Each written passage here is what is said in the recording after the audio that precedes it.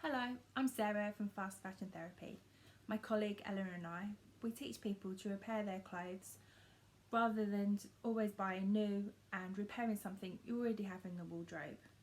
Sometimes it's something really simple like the buttons falling off, which stops you from wearing it.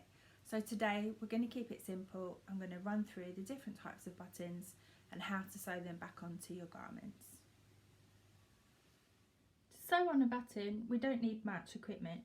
So some thread, usually the same colour of the garment. I'm using red today, just so you can see what I'm doing.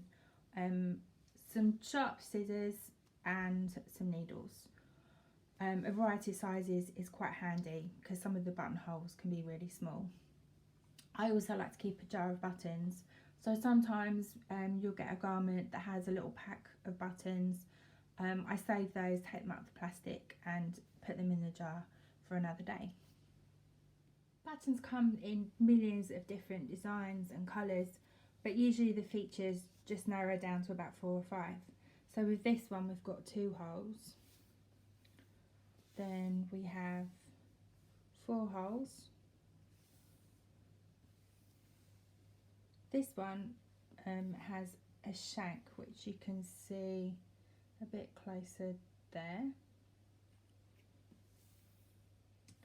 And this one I'm holding is a covered button, so it's actually fabric that has been, so the button is covered over the plastic. So I've thread my needle and I'm going to double up the thread and make a knot at the bottom. And as I've already said, the best way is to match the colour of the garment with your thread, but I'm using red so it shows up on the video. Then you start from the back, and I use a back stitch to fix the thread a bit more in place. So I'm just going to do a small stitch and then go over in the same place 2 or 3 times, and that will just make it really secure.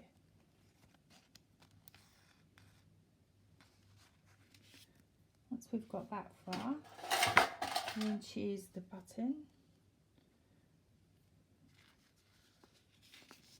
and I'll thread it through the needle, and then it literally goes through the hole, back through the other side.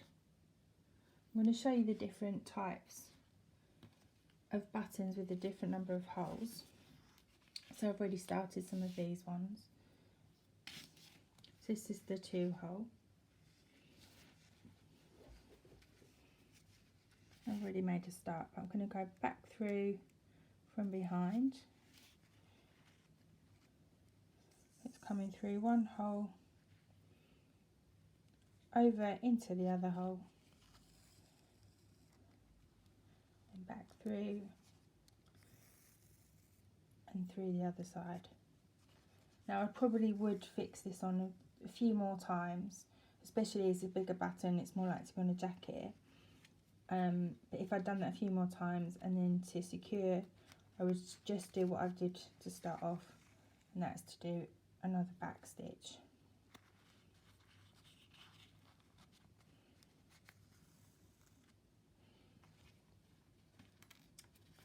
With the 4 hole button, it's the same principle, but I've already started off with the 2, so now I'm going to start off another one. Oops. So with this one, I'm going to use a diagonal thread, which is quite a common way of doing a 4 button. But you can make it design picture. You could come along here in a square, but usually it's done this way.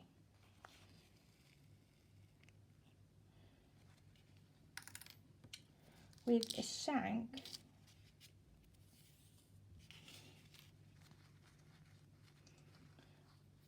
So you bring the thread through as you did with the others, and then what you do is you actually come through the hole and then back through the fabric. Then I'll come in through the fabric again on the other side of the hole and then through. Just keep going several times, back through the fabric. So you're having a little stitch there, and they build up quite a lot, so you probably want to do it about 10 times to make it really secure. And then with all the others, you fix off or finish off with a back stitch 2 or 3 times to make it really secure. Here we have a men's shirt that's lost its button. If you didn't find the button when it was lost, have a look in your button jar and just see if there's one. Make sure it fits through the buttonhole easily. And I've threaded and knotted the needle, so I'm going to work from behind the back of the garment, and you can see that it's already left a mark where the button was, so the fabric's torn a little bit here as it's come off, but also sometimes you end up with just pieces of thread to give you an idea. So I'm bringing the thread through onto the right side, and even though I've knotted it, I'm still going to do a little back stitch just 2 or 3 times. It's just going to help secure that rip in the fabric and to make sure the button is held in place. So once I've done my back stitch, I've got a 4-hole button. I'm going to put the needle through, hold it in place. If you've got other buttons on here, it's good to match the design. So if the thread's gone over diagonally, or it might be done in a square,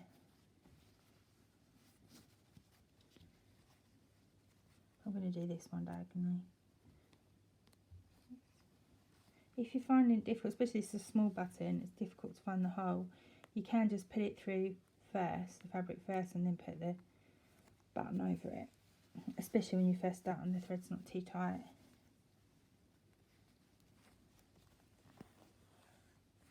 And then I'm pinning it quite tight, close to the fabric. I do a couple one diagonal and a couple on the other just to fix it in place, and then you can go over it to make sure it's really secure, maybe 4 or 5 times.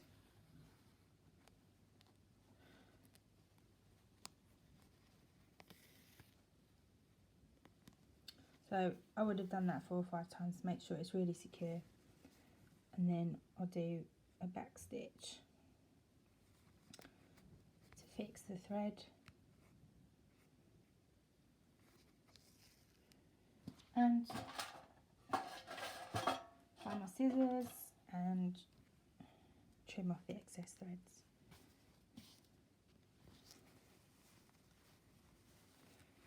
There we have it, a fixed shirt.